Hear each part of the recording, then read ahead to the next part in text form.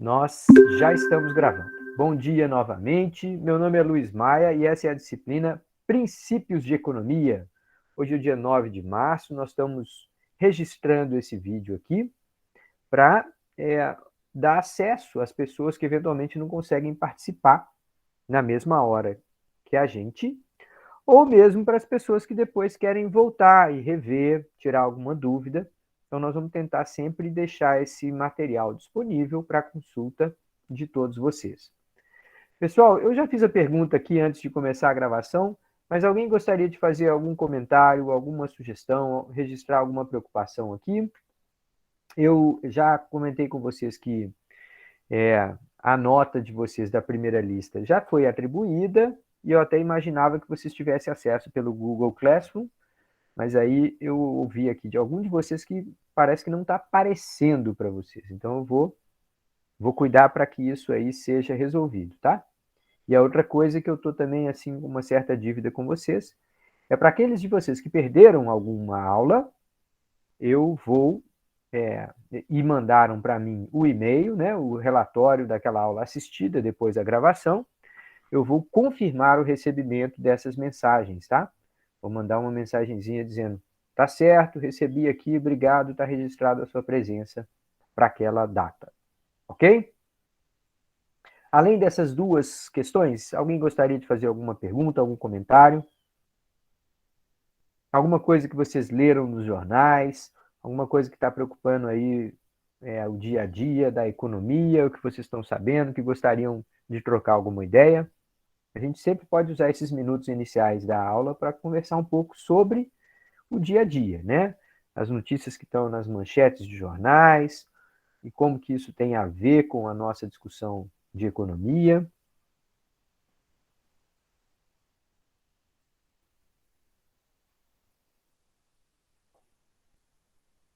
Tá todo mundo me ouvindo bem? Levanta a mãozinha aí, por favor, para eu saber que tá todo mundo me ouvindo bem. Legal. Então tá certo. Eu ontem andei tendo uns probleminhas de conexão. A minha aula de noite eu tive que trocar de computador, foi uma confusão. Então, por favor, me mantenham aqui informados, tá? Se começar a travar, ou se minha voz não estiver chegando clara para vocês, me avisem que a gente corre, substitui o equipamento, reinicia o roteador, faz todos aqueles truques e acende uma vela para Nossa Senhora da Internet, para ela abençoar a nossa conexão e a gente conseguir continuar o nosso trabalho, tá? Tá um pouco baixo o som, é? Deixa eu ver então se eu troco o meu microfone. Vamos ver se melhora. Só um minutinho.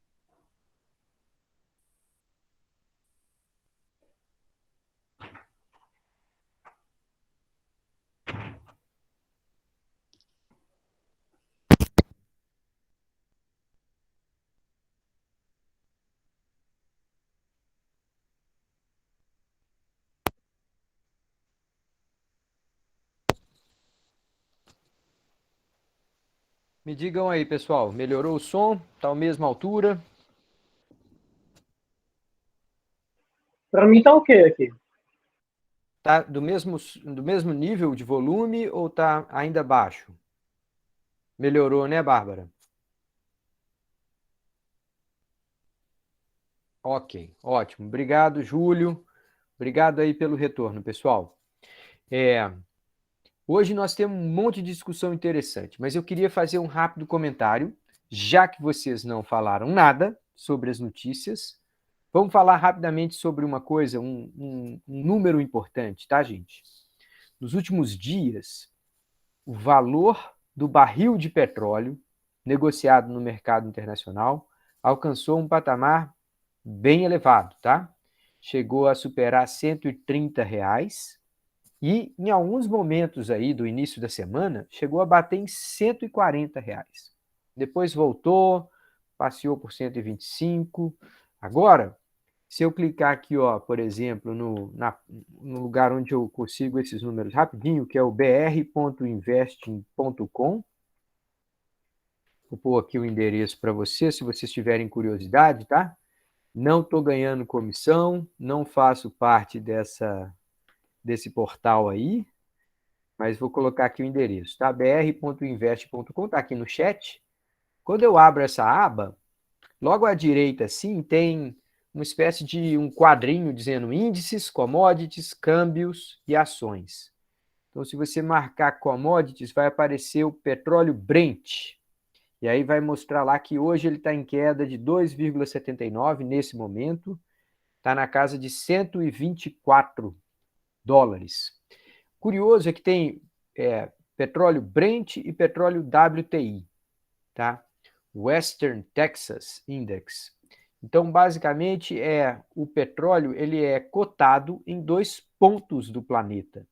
As pessoas negociam com valores ligeiramente diferentes, 5%, 3%, 7% ali de diferença, mas é porque um deles é lá na Europa e outro é no Pacífico. Então, é como se tivesse o petróleo em 2 lugares diferentes, 2 mercados paralelos. Uma pessoa poderia comprar num lugar e levar para outra, mas o custo de fazer esse transporte vai ser mais ou menos equivalente à diferença de preço, tá? Tá, de toda forma, voltando. O petróleo alcançou esse patamar de $130 e isso gerou uma série de preocupações no mundo inteiro. Por quê? Bom, primeiro porque a gente ainda depende demais das fontes fósseis, né, de combustível, né, de energia. A gente ainda precisa queimar petróleo para, muitas vezes, gerar energia elétrica, outras vezes para preparar embalagens plásticas que a gente usa para quase tudo. Então, a gente ainda é muito dependente do petróleo, principalmente para transporte, mas também para esses outros usos todos. Quando o petróleo sobe de preço, e ele sobe 30%, como aconteceu nas últimas semanas, o resultado é que você tem um choque de custos sobre toda a economia. Tudo que se produz e vende precisa ser transportado. E a grande parte do transporte, em geral, depende, em algum momento, depende do petróleo.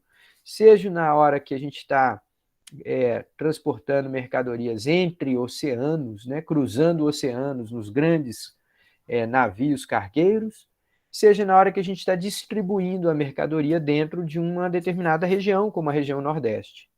Então, a gente depende muito do petróleo para fazer o transporte. Quando o custo de transporte sobe muito, esse custo acaba sendo repassado para os preços.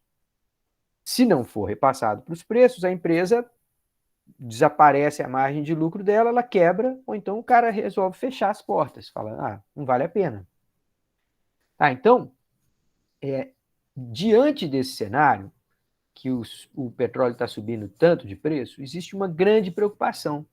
A preocupação de que a gente possa ter uma combinação na economia que é rara, mas que é muito ruim, que é a economia fraca, recessão, desemprego, por um lado, e inflação. A maior parte das vezes, essas duas coisas andam separadas. A gente costuma ter recessão com queda de preços. As pessoas não estão empregadas, né, estão perdendo emprego, estão vendo com pessimismo a sua situação, elas compram um pouco menos. Esses produtos tendem a ficarem abundantes, né, sobrarem ali, gerarem estoques indesejáveis para as lojas, para as empresas, e aí, geralmente, essas empresas tendem a fazer promoção. Então, em períodos de recessão, é que a gente costuma ver preços caírem.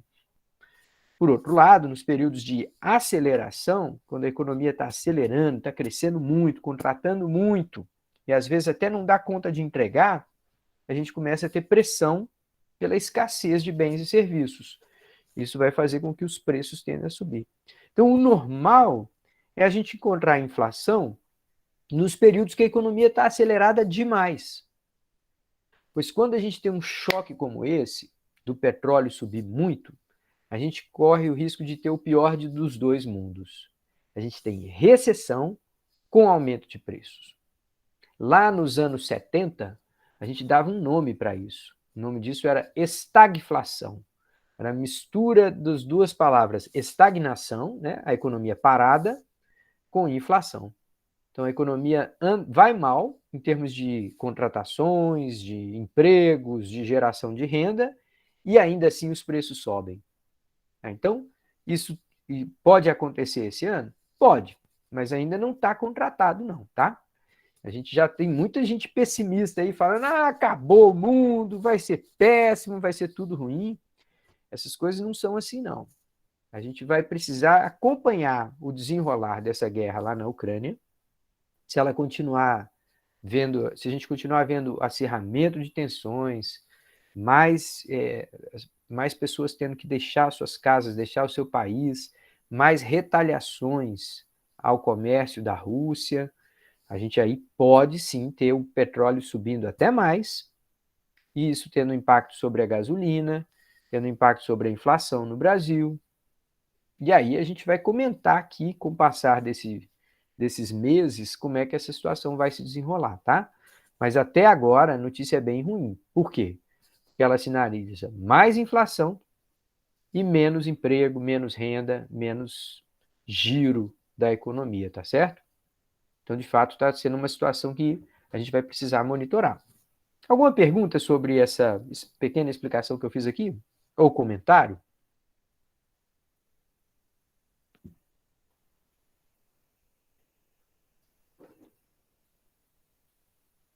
Oi. Diga Então, lá. eu vi que estava rolando uma movimentação da OPEP para tentar segurar esses preços por causa um dos motivos da guerra, né? O mundo está sem o abastecimento de petróleo russo e ucraniano, né? Então isso automaticamente faria uma elevação de preço, certo? Já que você tira dois grandes players do mercado, você tem essa alavancagem de preço. Mas eu não vi o que a OPEP resolveu quanto a isso. Eu só vi que eles iam se reunir. Você tem informação do que aconteceu? Tá, eu não tenho a informação de qual foi a decisão, não, mas eu posso te contar um pouquinho mais dessa história. Então, gente, OPEP, o colega fez essa referência aí, é sempre bom a gente lembrar, nem todos conhecem essa expressão. Então, é Organização dos Países Exportadores de Petróleo. Esse é um tema que a gente vai comentar daqui a pouquinho na nossa aula, quando a gente falar sobre estruturas de mercado. Mas a OPEP, ela pode ser chamada, pode ser classificada como um cartel. Então, o cartel não é uma boa coisa, né? Quando a gente escuta essa palavra, a gente já pensa logo em cartel de drogas, cartel do crime, alguma coisa assim. Bom, então o cartel é quando as empresas se reúnem, empresas geralmente muito grandes, com muito poder de mercado, eu vou explicar o que isso quer dizer daqui a pouco, elas se reúnem e resolvem reduzir conjuntamente a produção só para fazer o preço subir. A gente vai contar um pouquinho dessa história da OPEP, como ela foi criada lá nos anos 70. A gente vai falar um pouquinho disso aqui. Mas então, hoje, o que é a OPEP? A OPEP é uma organização envolvendo os 10, 12 maiores produtores de petróleo do mundo, e eles mais ou menos fazem uma espécie de uma gestão do preço do petróleo nos mercados internacionais. Se eles veem que o preço está caindo demais, eles combinam de reduzir um pouco o ritmo de produção. Se eles veem que o preço está subindo demais, eles esperam um pouco para ganhar bastante dinheiro e depois lentamente começam a tentar acalmar o mercado. Nós vamos ver, inclusive, Tiago, que esse negócio é um comportamento um pouco oportunista. Às vezes eles querem deixar o petróleo ficar alto, mas eles não podem deixar o petróleo ficar alto durante muito tempo. Se o petróleo ficar muito alto por muito tempo, ele acaba promovendo os seus concorrentes. Então, volta todo mundo a investir em fontes renováveis, acelera-se a produção de cana-de-açúcar, de milho, álcool a partir de milho. A promessa sempre refeita, mas nunca alcançada, de algum dia a gente gerar álcool a partir de qualquer celulose. Isso daí também volta a ser falado. Então, assim, é uma gestão muito sensível que eles precisam fazer. Por um lado, eles gostam quando o petróleo sobe de preço, afinal de contas, eles ficam mais ricos. Por outro lado, eles não podem deixar esse preço ficar muito alto por muito tempo, porque eles estão convidando os concorrentes, os produtos substitutos, né, a serem desenvolvidos e as pessoas colocarem muito dinheiro na pesquisa para substituir o petróleo, acelerar a substituição do petróleo. Mas nós vamos falar desse assunto aqui. Então, eu não sei exatamente o que foi decidido, mas eu posso apostar, viu, Tiago? O que eles vão fazer vai ser assim: eles vão sinalizar um pequeno aumento e vão dar uma declaração do tipo: continuaremos monitorando e vendo o que vai acontecer para não deixar o desequilíbrio muito grande entre a oferta e demanda. Eu já vi dezenas de declarações desses caras e sempre vão na mesma linha. Eles falam assim: não, vamos ajustar um pouco a produção, mas continuaremos monitorando para evitar desequilíbrios entre oferta e demanda. Opa, Márcia tentou falar alguma coisa ali, mas deu um eco forte. Quer tentar de novo, Márcia?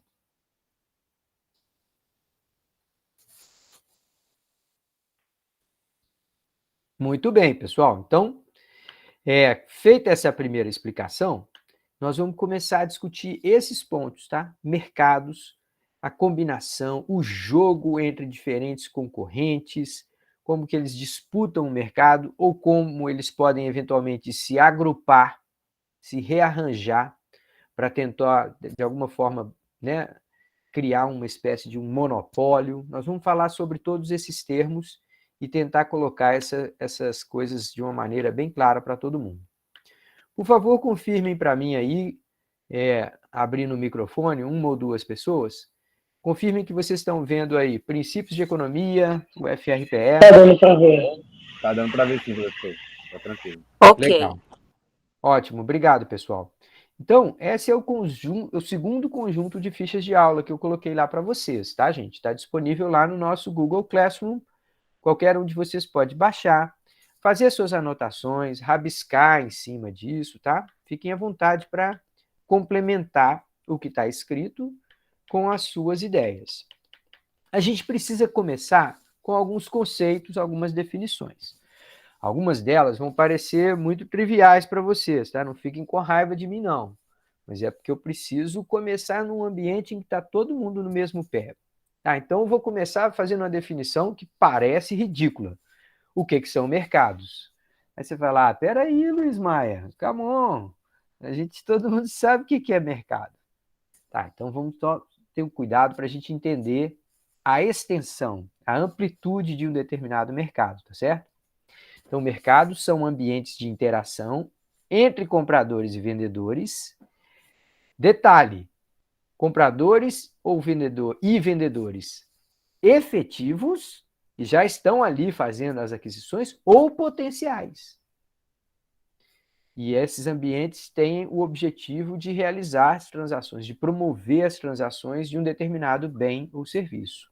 As pessoas vão trocar seus bens e serviços, na maior parte das vezes, por dinheiro, por uma moeda. É uma moeda que tem a circulação, digamos assim, adotada, incorporada, assumida por uma grande parte daquela população. Eu estou falando com tantos detalhes assim, gente, porque muitas vezes as pessoas não se dão conta de que, mesmo que você nunca tenha comprado um automóvel, você pode ser parte do mercado de automóveis. Ah, como assim?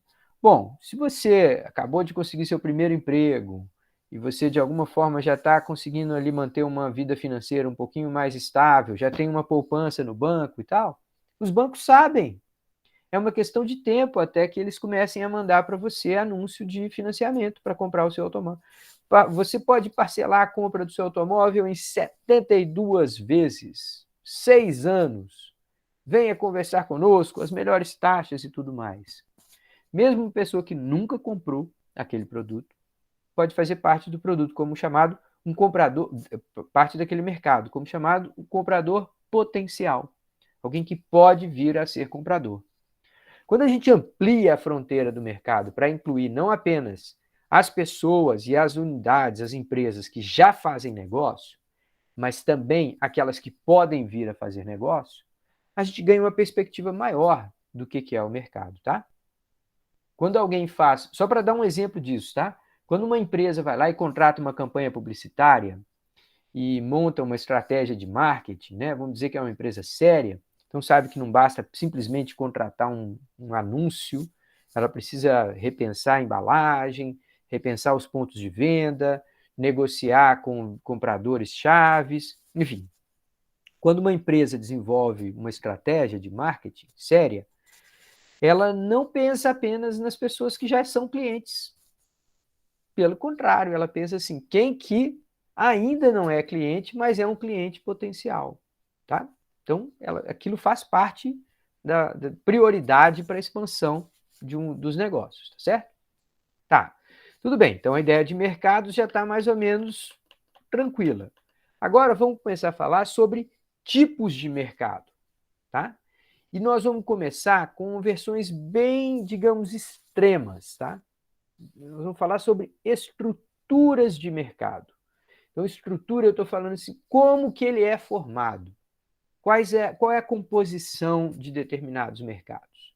E nós vamos começar com uma ideia bem utópica, bem fora da realidade. Embora ela seja fora da realidade, ela é necessária. É uma utopia que a gente precisa conhecer, conceber, para entender quais são os problemas das estruturas que mais existem. Tá? Então, a gente cria um ideal para a gente poder falar sobre o que ocorre no mundo real. E a gente compara e vê como que o mundo real é mais complicado, mais difícil do que aquele ideal. Tá? Então, o nome desse ideal é concorrência perfeita. Esse concorrência perfeita, que está aqui na tela de vocês com o número 1.3, ele é uma circunstância que não existe em nenhum lugar do mundo e provavelmente nunca vai existir. O que a gente tem na prática, na melhor das hipóteses, é aquilo que a gente chamou ali no 1.2, que são mercados competitivos. Então vamos tentar fazer essa distinção, tá? Porque parece ser a mesma palavra.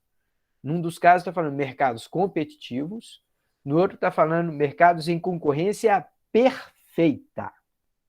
Então vamos começar com o que existe. Mercados competitivos. Mercados em que há um enorme número de compradores e um enorme número de vendedores de determinado bem ou serviço, mas por haver um monte de gente vendendo e um monte de gente comprando, nenhuma pessoa vai poder decidir o preço de maneira totalmente autônoma. Ninguém pode chegar lá e falar assim, tive uma ideia, eu vou colocar à venda só metade dos produtos que eu coloquei à venda ontem, porque com isso o preço geral vai subir. Tá, então, se imagine assim, uma empresa, uma padaria aí no seu bairro. Aí o cara fala assim, tive uma ideia, vou fazer o pãozinho ficar mais caro em Recife. Sabe o que eu vou fazer? Eu vou cortar a minha produção, vou vender metade dos pãezinhos. Vai ser tanta falta de pãozinho que todo mundo vai se desesperar e vai querer pagar mais por ele. Espera aí, gente, em cada bairro você tem dezenas de padarias. Ainda que seja inconveniente, né, você tenha que sair, caminhar ou ir até o supermercado para comprar o pão, uma empresa dessa não consegue impactar o nível de preço desse produto no mercado grande como Recife. Por quê? Porque são centenas, se não até milhares de concorrentes. Um cara só não consegue criar escassez, decidindo produzir menos. E ele também não consegue criar abundância, fazer o preço cair, ainda que fosse a intenção dele, produzindo muito mais.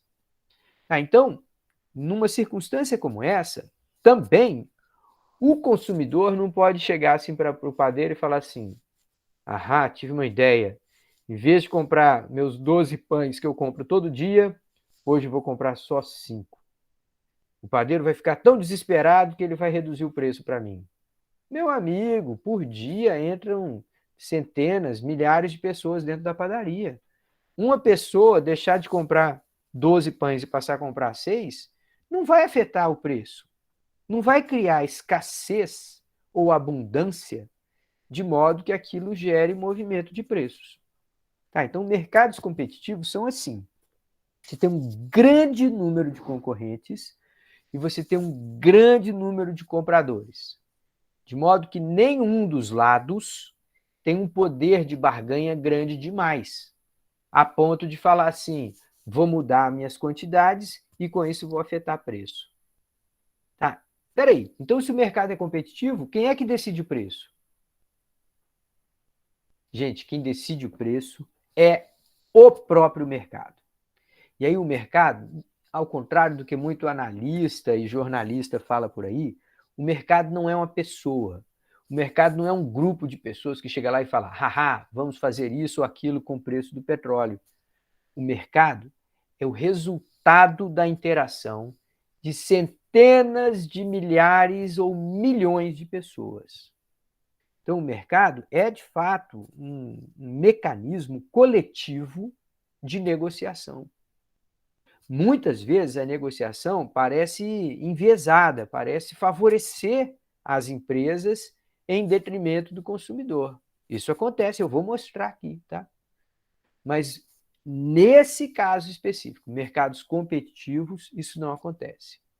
E aí, me dá um exemplo de mercado competitivo. Quem é que consegue imaginar um produto que você tem um número muito grande de fabricantes e um número muito grande de compradores, de modo que ninguém consiga individualmente afetar a tendência geral de preços? Quem gostaria de tentar imaginar um exemplo? Opa, colocaram aqui no chat. Deixa eu ver.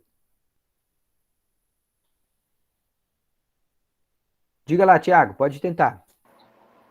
Eu acho que algumas pessoas no AliExpress, por exemplo, ou no Alibaba, você já tem um mercado muito grande tanto de fornecedores quanto de compradores. Aqui no Brasil, eu citaria o Mercado Livre, por exemplo. Tá, tudo bem, mas uma categoria de produto, para a gente pensar num setor em que você tem um número muito grande de vendedores e um número muito grande de compradores. Putz, aí já fica um pouco mais complicado ver em setor, né? Será que o setor automotivo, professor? Pois bem, olha, uma boa tentativa aqui, gente. Vamos pensar assim, setor automotivo, são quantos grandes fabricantes de automóveis a gente tem no Brasil? Uns 10, 12, 15? Tá, não, para a gente ter um mercado competitivo, a gente precisa ter centenas. Certo. Hoje a gente tem Ford, se bem que a Ford saiu do Brasil, né? A gente tem Se bem que tá tudo saindo também, né? Fiat Tem menos Chrysler. ainda. Não, mas ainda tem. A gente tem Toyota, a gente tem Fiat Chrysler, a gente tem Nissan, a gente tem Honda, tem fábrica no Brasil. Então, não é que a gente tem assim, um número tão grande de concorrentes.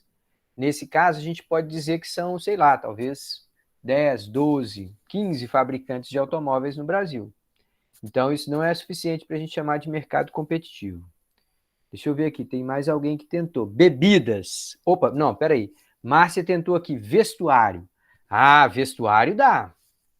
Vestuário dá para a gente falar que é próximo de mercado competitivo. Por quê? Porque a gente não consegue imaginar uma empresa sequer que tenha um total de vendas assim de 2, 3, 5% do mercado todo. Né? A gente tem lojas de vestuário, são milhares, são dezenas de milhares em cada grande cidade do Brasil. Então, de fato, quando a gente pega peças de vestuário, esse é um setor muito próximo de competitivo.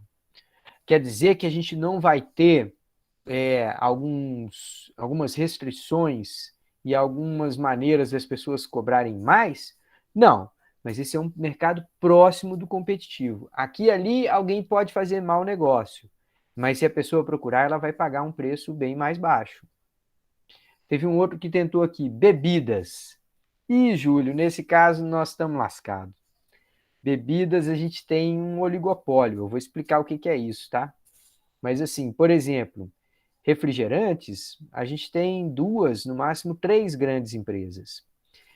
Sucos, né, industrializados, que a gente compra, né, naquela garrafinha Tetra Pak, a gente também não tem mais do que umas 10 ou 12 empresas no Brasil inteiro. Então, não é um mercado competitivo, não. Agora, deixa eu dar um exemplo. O Thiago tentou aqui pastel. Poxa, pastel, em algumas cidades, são tantas pessoas produzindo e vendendo que a gente poderia dizer, é parecido com o mercado competitivo. Ora, se no mercado de pastel, na sua cidade, ninguém consegue elevar preço sem perder as vendas, então a gente está próximo de um mercado competitivo, tá? Mas olha aqui, gente, vou dar um exemplo que vai ficar bem mais palpável para vocês, tá? Milho. Quantos fabricantes de milho a gente tem no Brasil? Ah, sei lá, cara, são milhares. Tá? A grande maioria desses produtores produzem um bem que é muito parecido um com o outro. Eles frequentemente usam a mesma semente para plantar o milho. Então, é a mesma variedade genética que eles usam para plantar o seu milho. Então, os produtos são muito parecidos. O que se compra do milho da Paraíba, ou milho de Pernambuco, ou milho de São Paulo, ou milho do Mato Grosso, vão ser produtos muito, muito, muito, muito semelhantes. Então, se alguém tentar cobrar um preço muito absurdo pelo milho, as pessoas falam, não, eu vou comprar de outro. Tá? Então, um produtor individualmente não consegue definir o preço que vai predominar naquele mercado. Ele não consegue gerar escassez ou gerar abundância de modo a fazer com que o preço suba ou caia. Então, o mercado de competitivos, eles frequentemente são parecidos com esses mercados de commodities. Né? As commodities, pensa bem o que são, gente. São matérias-primas que são negociadas no mundo inteiro e que geralmente têm uma característica bem homogênea, bem parecido. Então, quando alguém compra petróleo, ele está comprando barril de petróleo do tipo assim, assim, assado, com tal teor de pureza, parará, parará, parará. Quem entrega tem que entregar a especificação bem precisa, bem exatinha, aquele produto homogêneo. Se um produto é tão parecido, não faz diferença se eu compro da empresa A ou eu compro da empresa B. Com isso, se a empresa A resolver cobrar um pouquinho a mais do que a da empresa B, eu falo, não, tem um produto igualzinho ali, perfeitamente equivalente, sendo vendido mais barato, não aceito pagar mais. Então, nos mercados competitivos, essas empresas não conseguem fazer gestão ativa de preços. Elas não conseguem definir internamente qual o preço que vão negociar. Então, como é que elas fazem?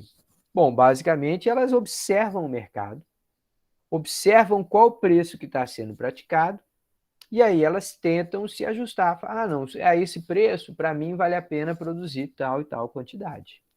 Tá? Então, esses são mercados competitivos. Um grande número de compradores, um grande número de vendedores, de modo que ninguém consegue tomar uma decisão tão forte, tão impactante, a ponto de mudar o preço predominante naquele mercado, tá certo? Tá, mas vamos voltar ali para a concorrência perfeita, aquela situação ideal. Na concorrência perfeita, a gente, além de ter um grande número de compradores e vendedores, de modo que nenhum deles consegue, né, elevar preço sem perder a venda, os bens e serviços são idênticos, absolutamente idênticos. Então, nesse caso, ninguém tem razão alguma para preferir o bem da empresa A em vez do bem da empresa B. Então, se os bens são absolutamente idênticos, então você fala, ninguém vai cobrar um centavo que seja a mais.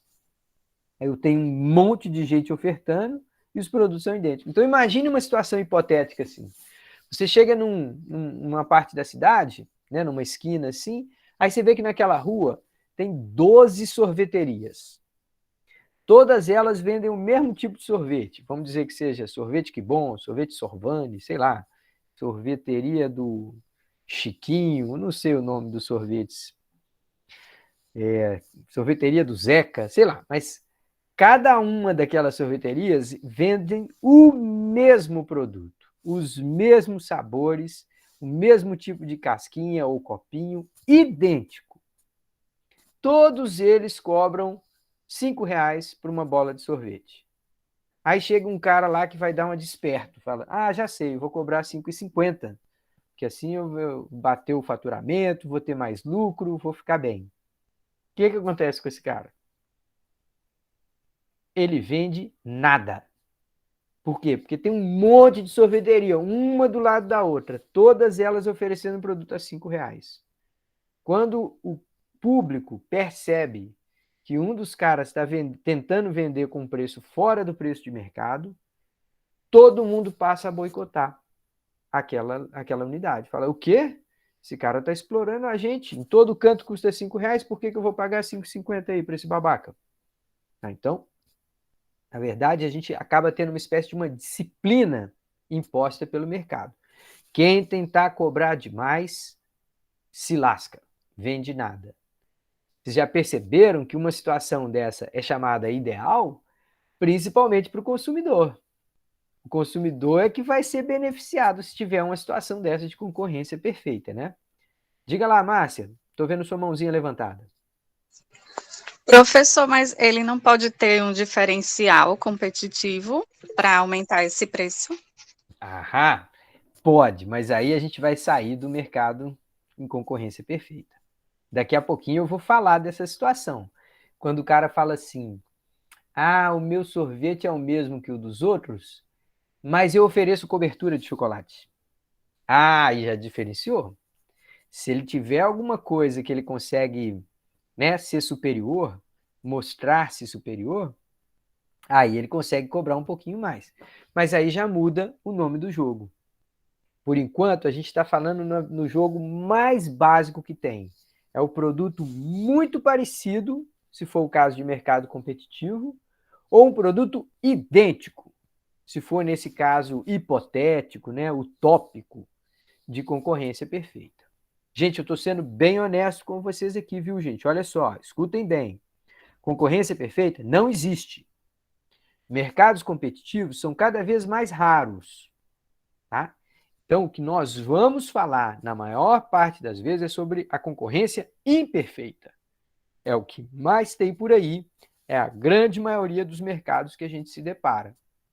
Isso aqui é um pouco daquele momento em que alguns alunos pensam assim, não vou gostar de estudar economia não, que eu sou contra essas corporações que querem explorar o trabalhador, não sei o quê, e o capitalismo selvagem, parará, parará. Essa história toda, quando a gente começa a ver aqui, a gente entende que a economia não é feita de bobagem, de papo furado. Aqui nós vamos falar abertamente com vocês. 95% dos mercados não tem concorrência. Eu vou mostrar como que é essa chamada concorrência imperfeita. Eu vou mostrar aqui para vocês e vocês vão falar, é mesmo, esse mercado eu já vi desse tipo, aquele ali eu já vi, aquele ali eu consigo imaginar um exemplo, tá? Então, tendo feito a explicação dos mercados ideais, que são ou raros ou inexistentes, né? No caso de mercados competitivos, são raros.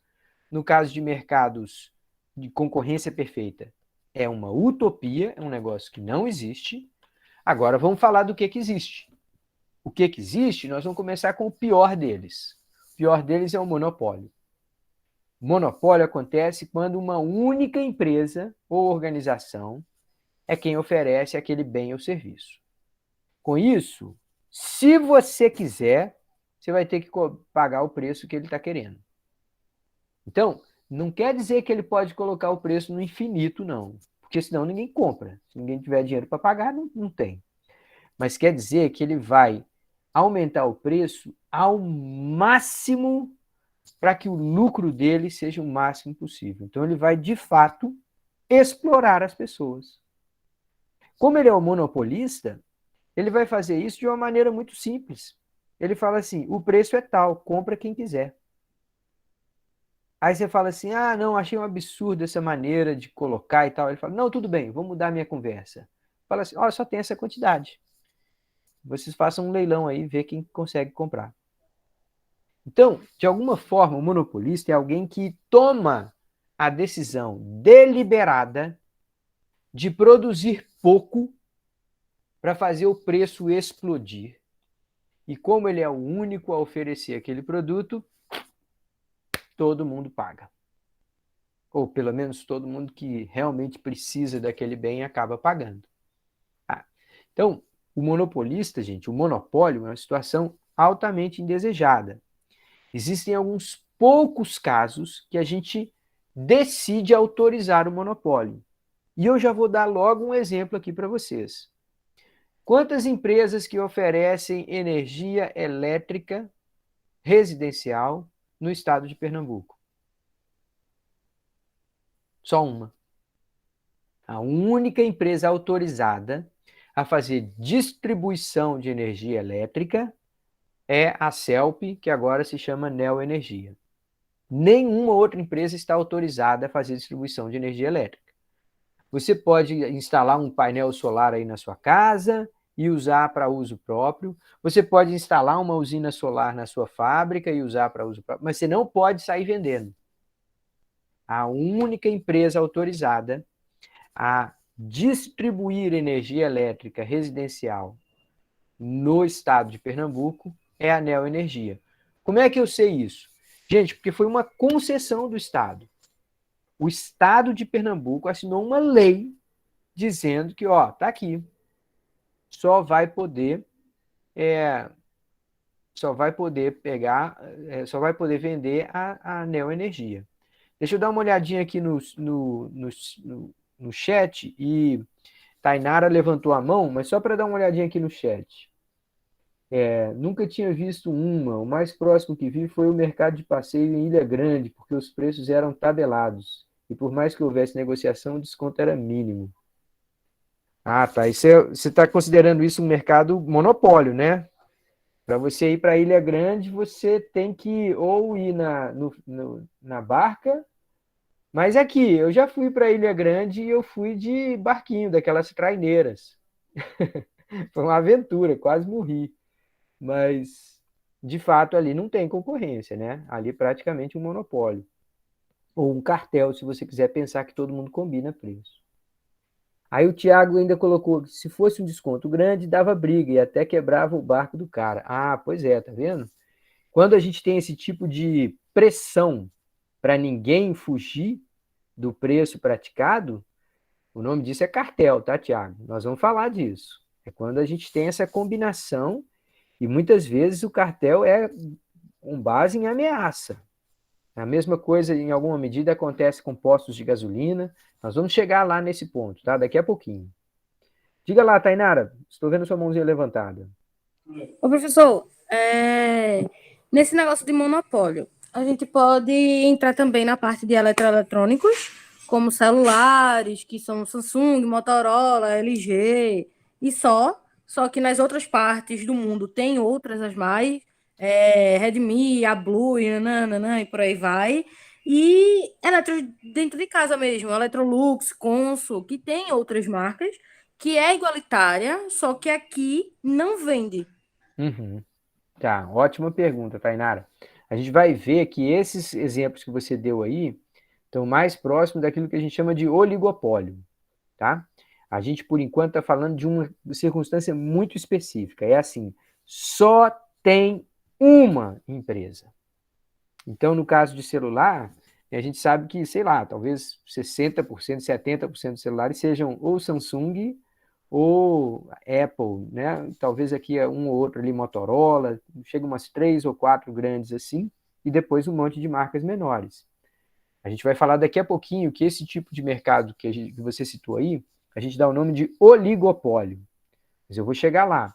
Por enquanto, a gente está falando dessa questão muito específica. É assim, é um e um só. Só tem um tipo, só um produto, só um fabricante, só um vendedor. Tá? Então, Eu dei o exemplo da energia elétrica, né, que é uma concessão do Estado, é uma lei que decide que só a CELP, Neoenergia, vai distribuir energia elétrica no Estado. Agora, por que que a gente deixou essa situação de monopólio, gente? Por que que o Estado escolheu ter uma única servidora, um único vendedor de energia elétrica no Estado? Esse é um caso muito específico, não acontece só em Pernambuco, acontece em outros lugares do mundo, mas esse é um caso muito específico. É assim, ó, para distribuir energia elétrica, você tem que espalhar postes e cabos de energia por uma região muito grande. Então, com isso, você tem que fazer um investimento gigante, de um custo e uma escala muito, muito grande. Para um investimento tão grande assim, ainda assim ser rentável, isso só vai acontecer se você tiver um único servidor, uma única empresa. Se você tiver concorrência, imagine só a loucura que seria se na frente da sua casa tivesse 2 postes, um da Neoenergia, uma do Energia Piracicaba, sei lá. Tá? Se tivesse 2 fios passando, um de cada um. Se tivesse 2 tomadas na sua casa, uma para ligar na Neoenergia, outra para ligar no... então, é impraticável. Os custos de ter 2 empresas espalhando seus postes e sua fiação em toda a cidade tornam isso um custo excessivo e acabar sobrando nas costas do próprio consumidor. Então, o que se faz é fazer uma concessão por prazos de 30 anos e tem uma regulação. Então, o Estado, através da Agência Nacional de Energia Elétrica, regula as tarifas de energia. Fala, ó, quer subir? Quanto você está querendo subir? Me mostra aí sua planilha de custos. O que foi que mudou nos seus custos? Ah, tá, então eu vou autorizar um aumento de 5%. Então, é um monopólio, mas não é um monopólio, digamos assim, de mercado. É um monopólio imposto pelo Estado e numa condição que a gente chama de monopólio natural. Eu sei que esse nome é meio ilusório, né? A gente chama de monopólio natural porque é uma condição que, digamos assim, independe da vontade das pessoas. A própria tecnologia nos obriga a trabalhar com escalas muito grandes, senão o custo ficaria alto demais e isso acabaria sendo prejudicial ao próprio consumidor. Diga lá, Tainara, estou vendo sua mãozinha de novo. Ô, professor, no caso desses impostos, porque eu acho que o ano passado subiu 4 vezes ou mais, tem alguma coisa a ver com alguma coisa da água, ou é simplesmente impostos que eu gastei aqui, que eu gastei ali, ou eles simplesmente querem ganhar dinheiro? Pronto, então, vamos lá. Olha só, nós vamos falar muito disso aqui, tá, Tainara? Mas vamos tentar primeiro distinguir 2 coisas. Uma é a tarifa de energia elétrica. Outro é o imposto cobrado na conta de energia elétrica. Então, a tarifa é, digamos, o preço real do bem. A tarifa pode subir 5%, 10%, e toda vez que vai subir, as empresas têm que provar para a ANEEL, né, que é o órgão regulador, tem que provar que é necessário aquele reajuste. Então, eles mandam os dados, falam, olha aqui, ó, choveu pouco, a gente não pode usar toda a energia da hidrelétrica, senão acaba a água. Então, eu vou ter que rodar uma usina termoelétrica, uma usina movida a óleo combustível. Então, vai ser mais caro, vai ter impacto ambiental. Eu tenho que mitigar esse impacto, colocar filtro na fábrica lá para evitar mandar muito poluição no ar. Então, tem um monte de custos a mais. Aí o cara fala, tá aqui, ó, choveu pouco, eu estou tendo que gerar mais energia elétrica a partir de usinas termoelétricas, ou seja, usinas com base em combustível, e com isso é mais caro, portanto, eu preciso repassar esse preço para a tarifa. Então, essa é uma parte da história, tá? A parte que, digamos, todo mundo concorda. Se os custos estiverem mais altos, você tem que cobrar preço mais alto. A parte que pouca gente concorda, inclusive eu discordo, é o fato de que, justamente nesses produtos, que a gente não tem alternativa, que a gente tem que comprar, é onde o governo mete mais imposto. Então, só para você ter uma ideia, tá? Vamos dizer que sua conta de luz aí do mês passado foi R$ 200. Eu posso te afirmar com tranquilidade que você comprou ali algo em torno de R$ 130 de energia. Os outros R$ 70 que você pagou foram impostos. Então, governo estadual, governo federal e até governo municipal, todos eles são sócios em meter imposto em cima de produtos que a gente não tem como fugir. Isso acontece na energia elétrica, isso acontece no combustível, na gasolina, isso acontece na telefonia, né, na nossa conta de celular, na nossa conta de internet. Eles metem imposto em coisas em que a gente não pode escapar, de propósito. Porque eles sabem que a gente não tem como escapar. Então, isso é uma das coisas que é profundamente irritante, tá? Aí você fala assim, e tem alternativa? Tem. Tá? Países sérios fazem o contrário disso. Eles tiram o imposto de produtos essenciais e colocam o imposto sobre a renda. Colocam o imposto sobre o patrimônio. Imposto sobre a renda é igual ao imposto de renda. Quem recebe mais, paga mais. Quem recebe menos, paga menos. Nesse imposto que vem embutido na tarifa de energia elétrica, que é o mesmo imposto que vem embutido no preço do pão, embutido no preço do leite, esse imposto, não importa se você recebe salário mínimo, recebe só Bolsa Família, ou se você é o Bill Gates e chega para comprar aquele litro de leite na padaria, você vai pagar o mesmo imposto. Tá? Então, a gente chama de tributação indireta. A nossa tributação é predominantemente desse tipo, e a grande carga dos impostos vai sendo cobrada de produtos que o brasileiro não tem como fugir. Ele tem que pagar e pronto, acabou. Então é um pouco revoltante isso, tá? Deixa eu ver aqui alguns comentários. Noronha, além de elevados preços, temos que nos preparar para o seu passeio. Ainda existem taxas por diárias, você ainda paga pela visita nas praias. Pois é, cara, aqui eu estou vendo o comentário do Tiago sobre visitas a Fernando de Noronha. Ali, muita coisa é monopólio. Só tem um posto de gasolina, às vezes só tem uma maneira de ir e vir, se bem que você tem avião e tem barco. Mas tem várias coisas ali que não tem concorrência. Quando não tem concorrência, uma coisa a gente sabe, o consumidor vai se lascar. Vão jogar nas costas dele tudo. Aí outro comentário aqui no chat. Na Austrália, você pode escolher a empresa distribuidora de energia, igual a operadora de telefone. Inclusive, eles são bem chatos, porque ficam te oferecendo pacotes o tempo todo. Pois é, mas pelo menos você tem concorrência, né? É uma chatice que, de alguma forma, te garante que o preço não vai ser excessivo. Aqui no Brasil, a gente não só não tem a concorrência, como a gente tem uma espécie de um sócio aí que abocanha 1/3 de todo o valor que a gente paga. Então, olha só que coisa curiosa. A gente paga um valor alto pela energia elétrica e a empresa recebe um valor que não é tão alto. Por quê? Porque tem um elefante na sala aí chamado governo, que pega um pedaço grande do valor que a gente paga. Se esse governo tivesse, né, brilhando em termos de oferta de bens e serviços para a população, aí você podia falar, não, tudo bem, nós somos a Suécia, né? Nossos hospitais públicos são extraordinários, as nossas rodovias são de primeiro mundo. Aí beleza, a gente paga muito imposto, mas a gente recebe de volta. Aqui no Brasil, a gente dificilmente recebe, né? A gente paga muito imposto e não recebe de volta.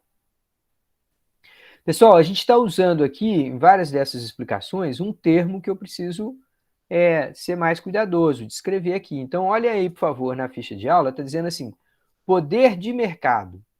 O que é o poder de mercado?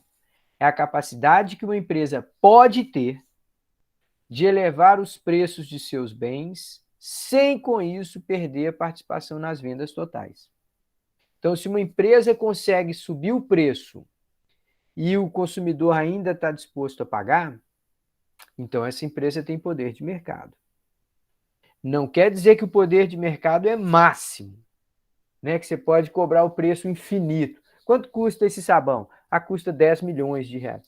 Não tem dinheiro, não vou pagar. Tá? Não quer dizer que o poder de mercado é infinito. Só que se a gente tiver um monopólio, igual o Tiago estava falando lá na, na ilha de Fernando de Noronha, você chega lá e você vai, sei lá, vai comprar arroz. Aí você chega lá, tem só um mercado. Quanto que é o arroz? O cara fala, é R$18. Espera aí, não quero levar 1 quilo. Ele fala, não, o quilo de arroz é R$18. Como assim, meu amigo? Se quiser comer arroz aqui, é assim, é R$18. Então, ele não pode cobrar R$4.000 por 1 quilo de arroz. Então, não existe essa ideia de um poder de mercado infinito. Mas o poder de mercado que esse cara tem pode fazer com que ele leve o preço ao valor máximo que as pessoas estão dispostas a pagar. Então, o preço que se cobra não tem nada a ver com o custo daquilo. O cara mete o preço lá falando assim, deixa eu ver o quanto que eu consigo explorar essa pessoa. Então, esse é o poder de mercado que um monopolista tem, quando ele é o único a ofertar aqueles bens e serviços, tá? Gente, então vamos lá.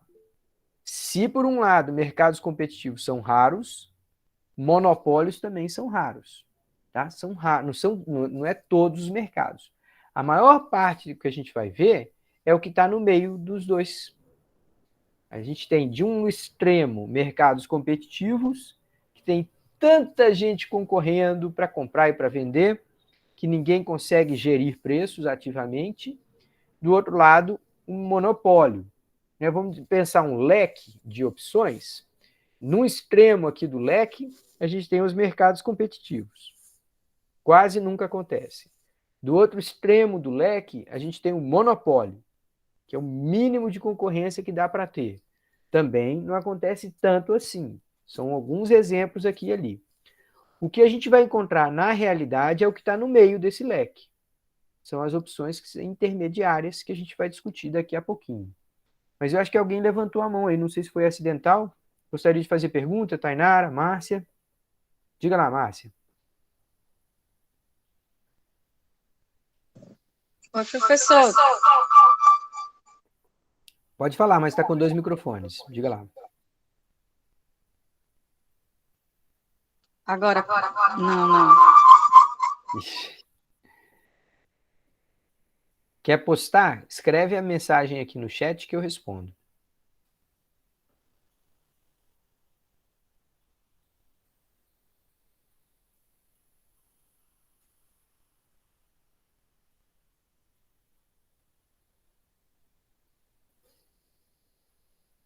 A pergunta do Tiago. Sim, a pergunta do Tiago, qual delas? Monopólios são mais presentes em governos ditatoriais ou não tem relação? Ah, boa. Então, infelizmente, é verdade.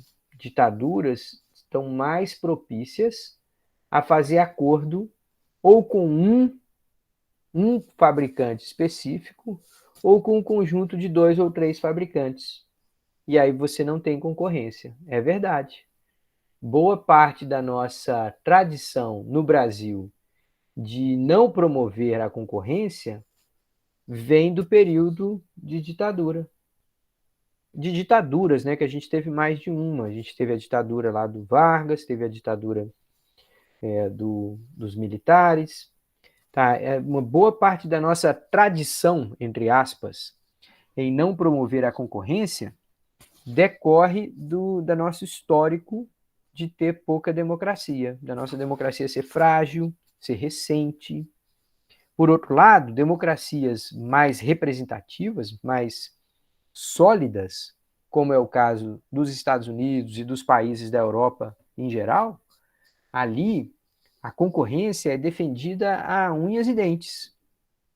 Jamais você ia encontrar nos Estados Unidos ou na Europa um caso como a gente teve aqui de ter 4 empresas de telefonia, de repente uma delas falir e ser absorvida pelas outras 3. Os órgãos públicos, né, as autoridades, os órgãos de defesa da concorrência, não deixariam jamais que uma 4ª concorrente fosse absorvida pelas outras 3. Eles iam falar assim, não, se alguém quiser, alguma outra pessoa compra, mas nós não vamos deixar cair de 4 para 3 concorrentes. Eles proíbem isso. Se a empresa abrir falência, o governo vai lá e compra e depois revende, se for o caso, porque não quer deixar que caia a um número muito restrito de concorrentes. Aqui no Brasil, a nossa tradição, pelo contrário, tem sido de, né, nos últimos, sei lá, 60 anos, se você incluir aí o período da ditadura, a nossa tradição tem sido assim, a empresa está com dificuldade, vai a Brasília. Pega o voo, chega lá em Brasília, faz uma reunião com o ministro da Economia. E aí faz um acordo, chama outro concorrente, recebe dinheiro do BNDES. Então aqui a nossa democracia é muito frágil. E aí o poder econômico muitas vezes exerce poder político, assume poder político.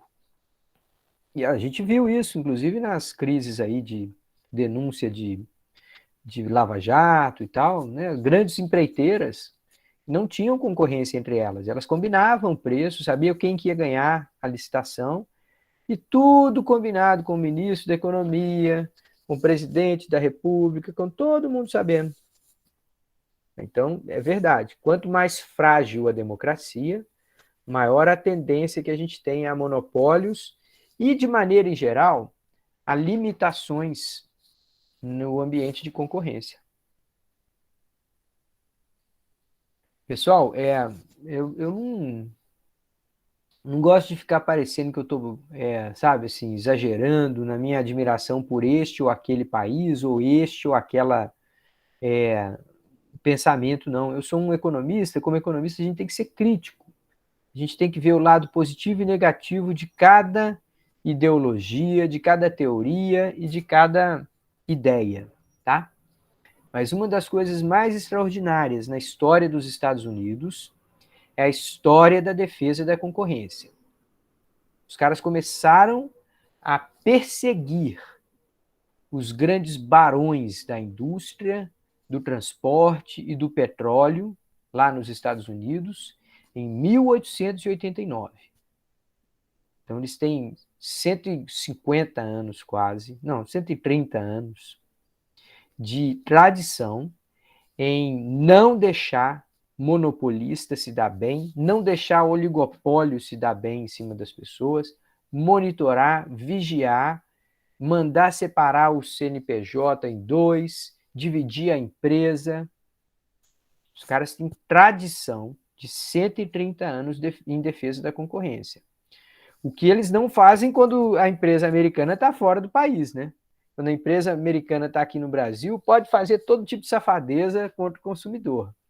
Mas dentro do território americano, a vigilância, a defesa da concorrência é uma coisa extraordinária. A mesma coisa acontece em alguma medida na Europa hoje. A União Europeia tem órgãos de defesa da concorrência extremamente atuantes. Aí eles monitoram toda vez que está sinalizando que pode se formar um cartel. O Jonathan está comentando aqui, o mercado chinês presente em todo ou quase todo mundo tem essa disparidade de poucas opções que nem no Brasil? Não, gente, olha só, lá no mercado chinês você tem uma variedade muito grande de concorrentes. Mas isso não significa que lá a gente tem um ambiente de livre concorrência, porque lá é uma ditadura. Então a gente vai aqui na fala do Tiago.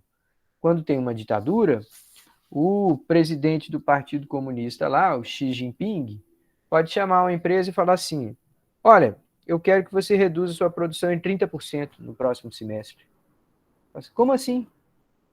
Eu estou dando a ordem. Se você tiver alguma dúvida de quem manda aqui, eu posso fazer igual eu fiz com o Jack Ma, que era o dono, né, o gestor da Alibaba. Eu vou e te sequestro por 2 ou 3 meses, deixe sua família em pânico, só para você ver quem é que manda aqui. Isso aconteceu no final do ano passado. O governo chinês foi lá e sequestrou o maior empresário do país. Falou, tá bom, vamos deixar você aqui 2 ou 3 meses de molho. Claro que não levou esse cara para masmorra, foi torturar, arrancar a unha, nada disso. Só puseram o cara lá num apartamento protegido por guarda e falou, tu vai ficar aqui 3 meses, cara. Só para você pensar bem um pouquinho dessas entrevistas que você anda dando, você está achando que você agora é dono disso aqui. Então ditadura tem essa tendência. Então lá, Mesmo que você tenha 10, 12 concorrentes, está tudo definido quem é que vai ganhar, quem que vai vender quanto. Se a coisa começa a desandar demais, vem o burocrata e chega lá e fala, ó, a partir de agora essa empresa aqui vai ser comprada por aquela outra. Não, mas eu não quero vender, não. E é isso, meu amigo. Você esqueceu que quem manda somos nós.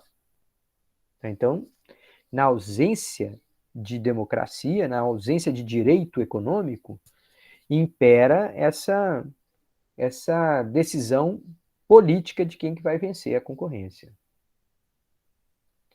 Pô, a pergunta da Márcia é uma pergunta de $1 milhão, tá? A defesa ou a prática da concorrência impacta a distribuição de renda no país? Ô, Márcia, essa é uma pergunta que você faz que vale $1 milhão mesmo, que é uma das grandes mensagens dessa disciplina. Se a gente quiser democracia nesse nosso país, a gente precisa estar atento a poder econômico. Poder econômico influencia a eleição. Poder econômico influencia a tendência de consumo. Poder econômico influencia o que você vai encontrar quando você for no shopping.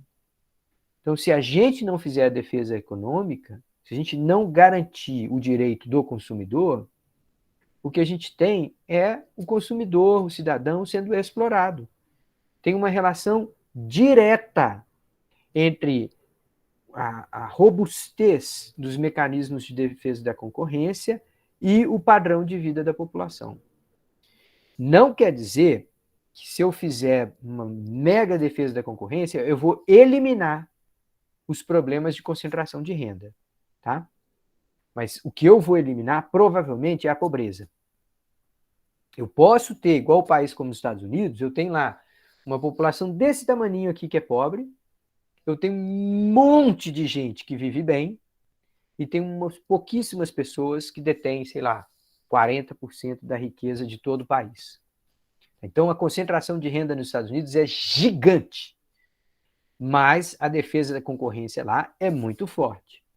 Então, o que eu quero dizer é o seguinte, a defesa da concorrência impede essa situação de piorar, mas ela não resolve o problema da concentração de renda, não. O que ela vai fazer é garantir que mesmo pessoas mais pobres, com menos renda, com menos riqueza, ainda assim tenham acesso a bens materiais para ter uma vida minimamente digna. Tá? Porque, vamos e convenhamos, né? Se você não tem defesa da concorrência, uma empresa pode simplesmente escolher assim, não vou vender para aqueles caras ali, deixa eu morrer, dane-se, não quero saber. Eu já tenho aqui uma renda boa com quem eu vendo, tá bom.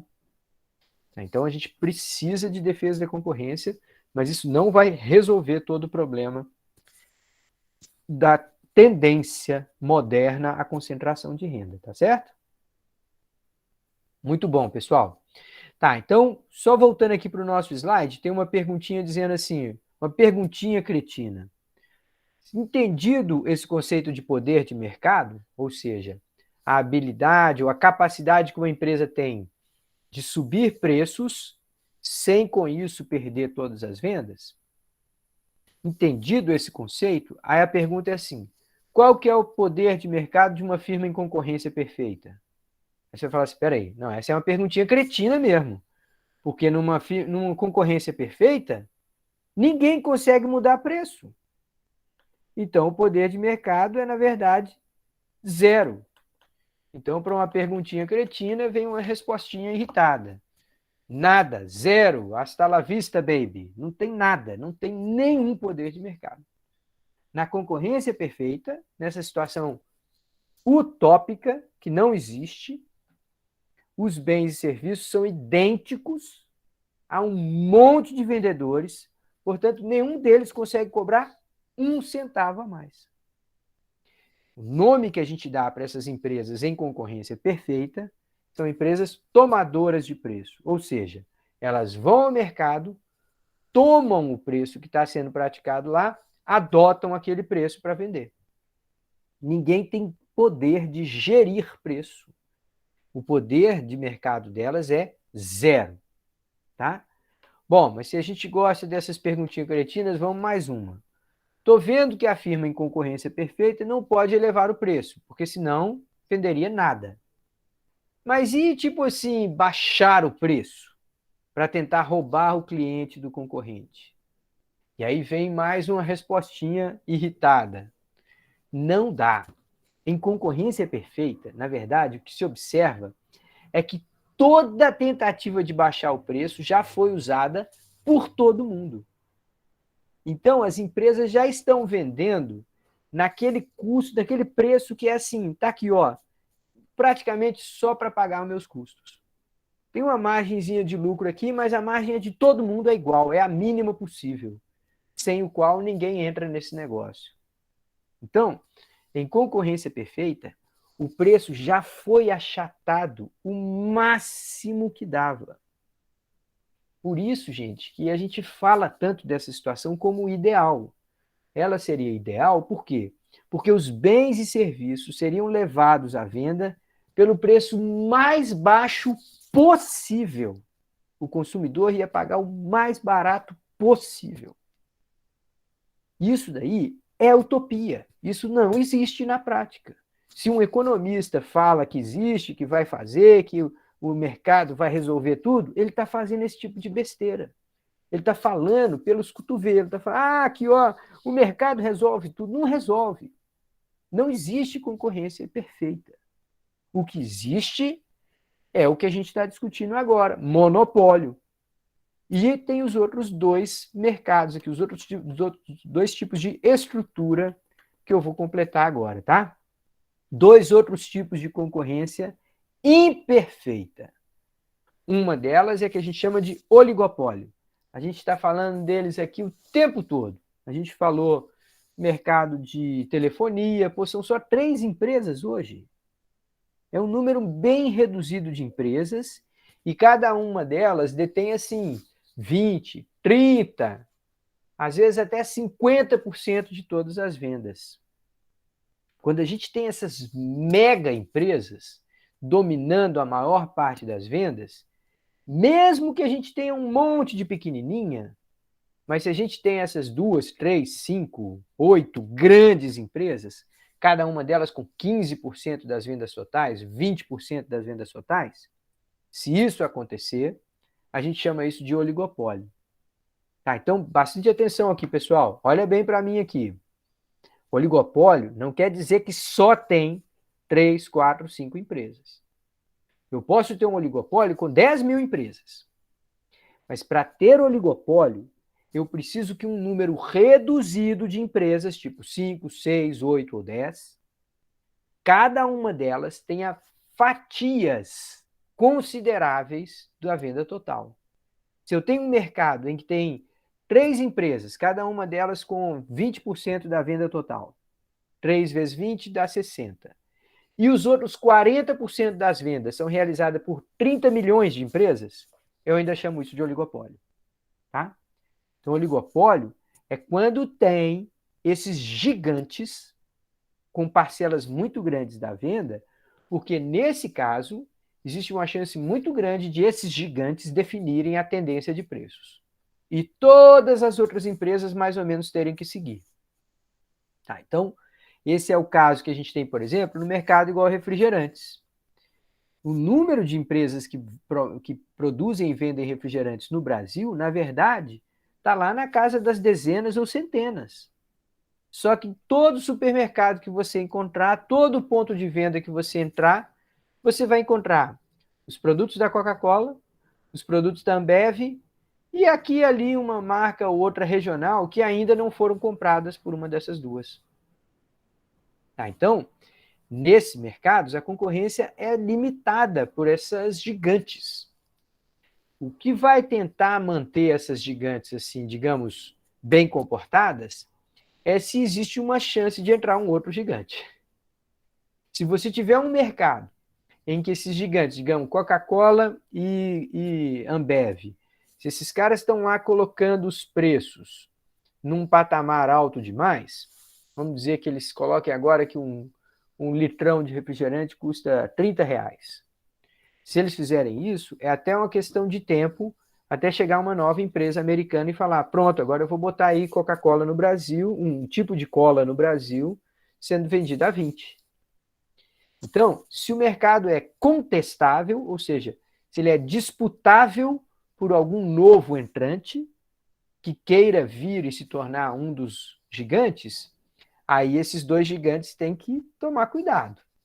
Eles ficam ali observando cada um o que o outro faz e monitorando a possibilidade de um novo entrante o tempo todo, de modo que o nome do jogo que a gente tem no oligopólio é o que a gente chama de estratégia. Pessoal, essa palavra estratégia, ela é usada para tantos sentidos, mas aqui estratégia basicamente é reação, ação, monitoramento do seu concorrente. Estratégia, dentro do contexto de economia, de estruturas de mercados, a gente está falando no fato de que uma empresa tem que ficar vigiando o que a outra faz o tempo todo e reagindo. Então, lá nos anos 80, muitos anos atrás, vocês nem eram nascidos ainda, tinha um filme que fez muito sucesso, chamava De Volta para o Futuro. E aí, nos filmes do De Volta para o Futuro, o rapaz bebia Pepsi, que era uma concorrente que hoje quase ninguém conhece, uma concorrente da Coca-Cola. Então esse cara bebia Pepsi durante o filme. E aí a Coca-Cola olhou e falou assim, bom, nós temos que colocar Coca-Cola nos nossos filmes também.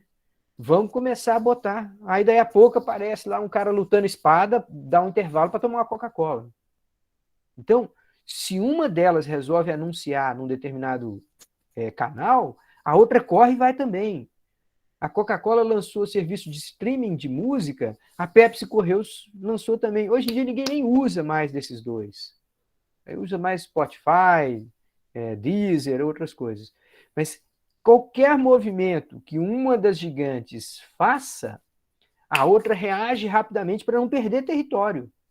Cada uma fica ali tentando defender a sua fatia de mercado, que muitas vezes, aí pelo povo mais bobão, se refere com a expressão inglesa de market share. É a sua parcela de mercado, sua fatia de mercado, tá? Muitas vezes você escuta essa expressão, não, meu market share está assim, não sei o que lá e tal. Então, é a fatia de mercado, o total das vendas que uma determinada empresa consegue concentrar, total das vendas sendo realizadas naquele setor. Tá? Então, gente, o oligopólio tá assim, ó. É a história do Brasil. Pode procurar. Eu já falei aqui o caso dos bancos. Existem centenas de bancos no Brasil. Só que são 4 ou 5 que detêm a maior parte dos negócios. Banco do Brasil e Caixa Econômica, entre os bancos públicos, Bradesco, Itaú e Santander, entre os bancos privados. Se você juntar esses 5, gente, é provável que eles detenham aí algo em torno de 70%, 75% de todo o mercado. Eles são gigantes. Muitas vezes eu escuto discussão sobre o Brasil deveria privatizar o Banco do Brasil ou não.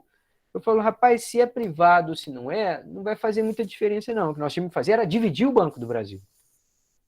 Se a gente dividisse o Banco do Brasil em 4, a gente ia ter um mercado bancário com muito mais concorrência. Pode ficar com 2 públicos, 3 públicos, 1 privado, pode privatizar só 1/4, pode privatizar 3, pode fazer do jeito que você quiser. Se é público ou se é privado, não faz tanta diferença, não. O que não pode deixar é que seja tão poucos. Enquanto tiver tão poucos, a gente se lasca. A mesma coisa para a Petrobras. O pessoal fala, não pode. Luiz, francamente, Luiz, seu neoliberal. O petróleo é nosso, Luiz. Não sei o que eu falo. Gente, eu não quero entregar o petróleo para ninguém. Eu só era a favor que você pegasse a Petrobras e dividisse em 5. E botasse para concorrer. A melhor empresa ia gerar o produto de melhor qualidade, ia vender melhor, a gente ia ter disputa. Quando tem disputa, quem sai ganhando é o cidadão, é o consumidor. Agora, não, o petróleo é nosso. Na verdade, o petróleo é dos políticos. O petróleo é aquela mega empresa que não tem uma diretoria da Petrobras que não seja nomeada em Brasília. Quem disse que o petróleo é nosso? Não é nosso. Eu queria que fosse nosso. Hoje ele não é, não. Independente dessas pessoas serem ladras ou não, estejam praticando corrupção ou não, gente, o fato de que diretoria de uma empresa seja nomeada em Brasília está muito errado. A chance é muito pequena de que aquela pessoa é a mais qualificada para o cargo. Como é que nós vamos saber? Nunca, porque só tem uma empresa. Ele não sabe se poderia ser mais barato, se não poderia, porque só tem uma. Você não tem contraprova. Não tem concorrência. Tá? Então, a defesa da concorrência no Brasil é uma chaga, é uma ferida aberta na nossa economia. E você não escuta um candidato à presidência falando disso. Todo mundo fala, ou, eu vou privatizar. O outro fala, eu vou estatizar, mas vai funcionar melhor. Quem tem que comandar é o Estado. Quem tem que comandar é o mercado.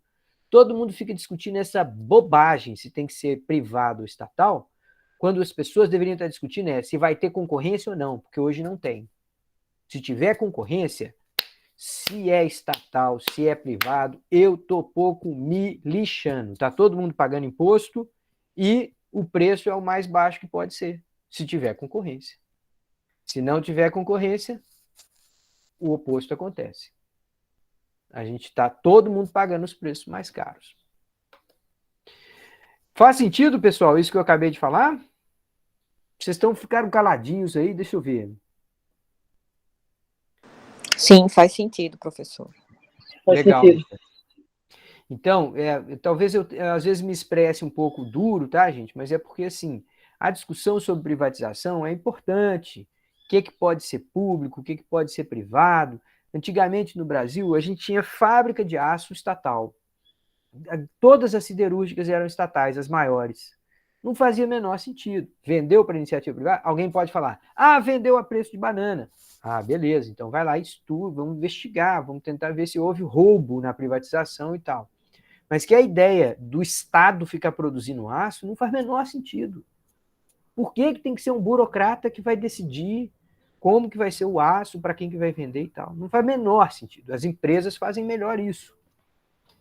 Mas a gente fica nessa discussão sobre se vai privatizar e não vai, e a gente ignora o aspecto mais importante dessa discussão. O aspecto mais importante dessa discussão não é se a empresa é privada ou se ela é pública, estatal. O aspecto mais importante é, tem concorrência ou não? Se não tiver concorrência, você sabe que quem vai se lascar sou eu, você e o cidadão brasileiro. O petróleo é nosso? Tá, é nosso lá em Brasília. Meu não é, não. A gente fala que a Petrobras é o orgulho dos brasileiros, o petróleo é nosso e tal. Lá em Brasília, essa historinha canta. Aqui em casa não passa, não. Aqui a gente fala assim, não, o petróleo no Brasil é uma barbaridade, um absurdo de caro, e a gente não tem concorrência. Diga lá, Márcia. Oi, tá me ouvindo? Tô sim, pode falar. Não, professor, é só para essa expressão chaga, eu acho que ela é muito precisa, né? Porque essa questão da concorrência ela afeta não só o consumidor, mas o próprio empreendedor, porque você não tem a oportunidade de colocar um produto de qualidade no mercado, né? Eu já senti isso na pele, numas tentativas e empreendedoras minhas, continuo tentando, viu? Não desisto nunca. Mas é muito difícil, tanto para quem vai consumir, quanto para quem vai vender. Exatamente. Esse seu exemplo é muito importante, Márcia. E olha só, eu acho que eu já contei isso aqui, mas, mais uma vez, às vezes eu já contei e eu estou esquecido. Então, tinha uma empresa americana de telefonia chamada AT&T, ou, se você preferir a expressão em inglês, AT&T. Tá, então é uma empresa muito grande, muito inovadora, com, sei lá, 80 anos de história.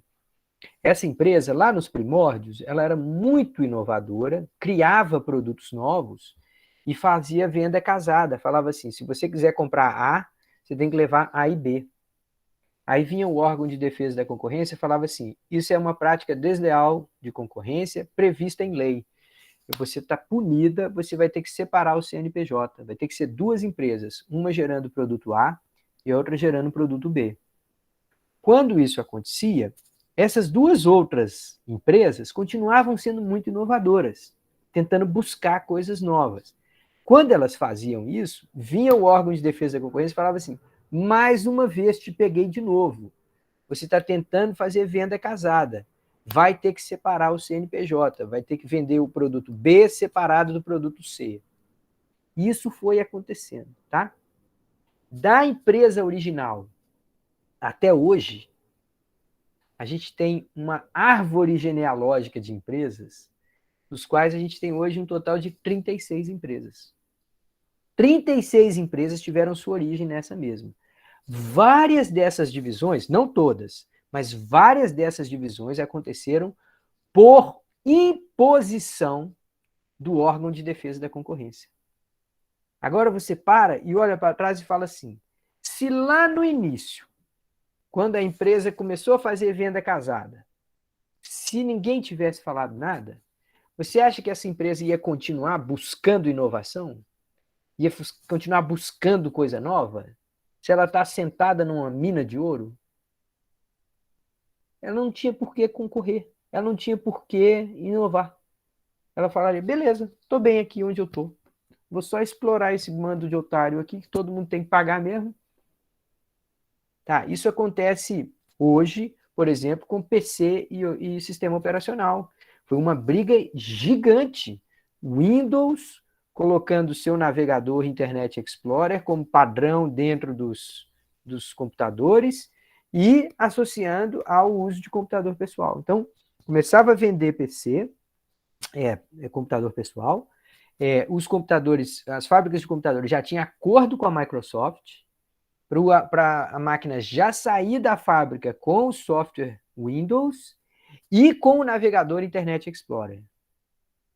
Aí o órgão de defesa da concorrência foi lá, olhou e falou assim, eu quero os dados, quero os contratos, quero saber o que alguém foi obrigado a fazer aqui. Quando viu os contratos, falou, não, aqui tem prática desleal de concorrência. Pronto, agora está proibido de fazer isso. Agora você vai ter que separar. Agora não pode ter Internet Explorer no Windows que vem de fábrica. Começou um monte de briga. Então, se não monitora, se a gente não tem um órgão vigiando, o empresário vai tentar se dar bem. Numa economia frágil, num país em que as leis não pegam, entre aspas, que o Poder Judiciário está lá preocupado com seus super salários, em vez de defender o cidadão, essas coisas acontecem direto. Um aspecto da fragilidade da nossa democracia é a concentração de poder econômico e a exploração econômica. Exploração econômica? Que isso? Agora não sabia que você era marxista, Luiz Maia. Não sou marxista. Estou falando de exploração econômica que tem na concentração de mercado. Quando tem 2 ou 3 empresas só, esses caras não concorrem, eles fazem acordo. Cada um fica no seu nicho, cada um fica aqui com sua fatia, todo mundo se monitorando para ver se alguma coisa sai errado, mas ninguém concorre de verdade. Muito bem, pessoal. Eu já estou quase concluindo, tá? A gente está quase terminando a aula de hoje, mas eu queria falar desse último essa última estrutura de mercado aqui, que até um de vocês já mencionou lá no inicinho, que é no caso de uma empresa que vende algo muito parecido, ela tentar se diferenciar. Tá? Quando isso acontece, gente, nós temos um sistema que é parecido com o mercado competitivo, mas pode ter uma grande amplitude de preços diferentes, que é o caso da concorrência monopolística. Olha que engraçado, gente, esse nome, concorrência, parece ser bom, monopolística parece ser ruim. Então é uma coisa mais ou menos híbrida, tá? Então vamos ver, misturado, né? Concorrência monopolística. Mercados em que há, sim, um grande número de empresas, mas que cada uma oferece um produto um pouquinho diferente da outra, de modo a ser considerado, assim, pelo menos por uma parte dos clientes, como único. Se eu tenho lá, por exemplo, restaurante de comida japonesa em Recife, tem muitos, todo bairro tem umas 10 hoje em dia, está muito comum a gente encontrar comida japonesa. Tá. Mas no meu restaurante, lá no centro da cidade, eu tenho logo na entrada assim, uma armadura de um guerreiro shogun. Aí você entra no restaurante, ele é todo ambientado com aqueles negócios de bambu, assim e tal. As mesinhas, a gente fica ajoelhado ali nas almofadinhas e tal. Você se sente no Japão. Tá, então o que eu estou fazendo? Gente, eu estou gastando dinheiro para falar assim, a experiência que você tem aqui no meu restaurante é única. Se todo mundo concordar que a experiência do meu restaurante é única, eu sou monopolista. Mas, na verdade, ela não é única, ela é só diferenciada. Tem outros lugares que servem tão bons sushis, com o mesmo palitinho às vezes, com o mesmo fornecedor do salmão, tudo muito parecido. Só que cada um vai se diferenciando em um aspecto. Um deles fala assim, não, eu vou ficar perto do seu ambiente de trabalho. Então ele vai lá e monta uma lojinha bem lá no meio do centro empresarial onde você trabalha. Aí fica fácil, fica acessível ali para você comprar. Cada um vai ter uma estratégia de diferenciação. Com isso, num mercado como esse, os produtos são parecidos, mas não são iguais. E aí os preços podem ter uma faixa de flutuação. O mais basicão, o um pouco diferenciado e o premium, a versão premium daquilo que você está pagando. Então, se a gente tem um número muito grande de concorrentes, mas os concorrentes conseguem se diferenciar, ou mudando um pouquinho o produto, ou melhorando a forma de entrega do produto, aí a gente chama essa criatura de concorrência monopolística. O que a gente acaba por observar, gente, para terminar essa aula aqui, é que lá fora, quando a gente abre a janela, a maior parte do que a gente vê são esses dois: oligopólio e concorrência monopolística. Existe mercado competitivo? Sim, uma ou outra commodities durante certo período de tempo, enfim, às vezes sim, às vezes não.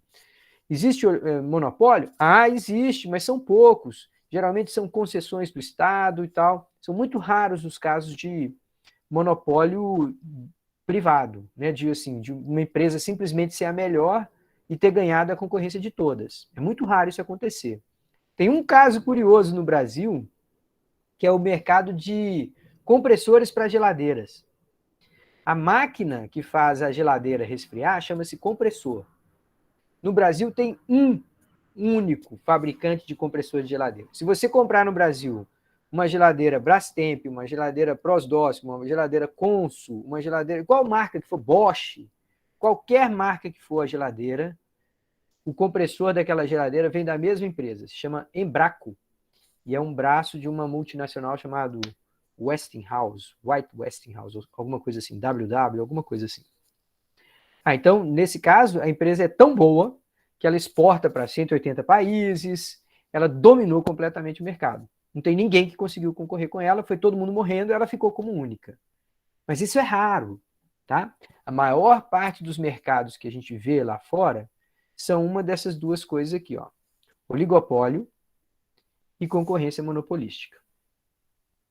Pessoal, olha só, eu antes de encerrar a minha aula aqui, vou parar a apresentação, vou pedir todo mundo atenção. Olha, primeiro me mostra aí que está todo mundo atento, levanta a mãozinha aí, só para eu ficar feliz. Beleza. Às vezes a gente fica meio sozinho aqui, sentindo que está falando para a tela, mas é bom quando vocês reagem, tá? Então eu vou terminar essa aula contando uma historinha para vocês bem legal. Vale a pena nesse contexto de estrutura de mercado, tá? Como eu digo para vocês toda hora, economia, a gente não precisa ter uma opinião tabu e defender que uma coisa é sempre boa ou é sempre ruim. A gente pode ver as coisas como sendo boas e ruins, tá? A gente tem que fugir desse maniqueísmo, essa discussão petista versus bolsonarista, essas bobagens dessa polarização excessiva, isso não serve a ninguém. E na economia, as opiniões precisam ser maduras, a gente precisa ter um olhar positivo e crítico sobre determinados fenômenos, tá? Então eu vou contar uma historinha que vai bem nessa linha. Lá no início do século XX, final do século XIX, na verdade, um dos maiores economistas da história, chamado Alfred Marshall. Esse Marshall era um cara muito famoso, era um professor muito reconhecido, o livro dele era o livro que se usava para ensinar a economia no mundo inteiro e tal. Então, era a grande autoridade da economia na época. E ele tinha ficado famoso porque ele descreveu, com muitos detalhes, com equações, com gráficos, isso que a gente chama de concorrência perfeita. E um dia, ele estava num seminário, numa discussão com outros professores, outros especialistas e tal, e alguém resolveu criticá-lo.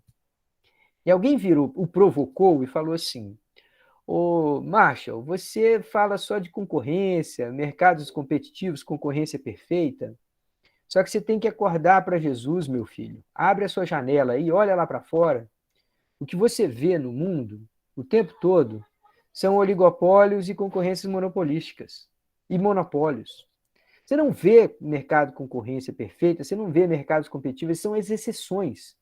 A grande maioria do que existe são mercados com concorrência imperfeita. Você tem que atualizar a sua teoria aí ou virar a página. Fez essa crítica para ele.